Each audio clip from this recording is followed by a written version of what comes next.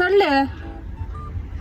இல்ல இல்ல, எல்லாத்துக்கும் காரணம் அந்த பேதான். அந்த பே வந்து ஒழுங்கா கதைக்கணும், திருப்பி கதைக்கணும், கேட்டு கொண்டிருக்க கூடாது, எல்லாத்தையும் பார்த்து கொண்டிருக்க கூடாது, திருப்பி கதைச்சிருக்கணும்.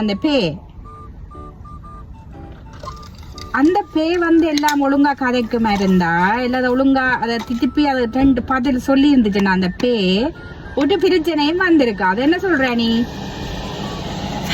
ஓ ஓ ஓ இப்ப என்ன பிரச்சனை? பேசாம இரு.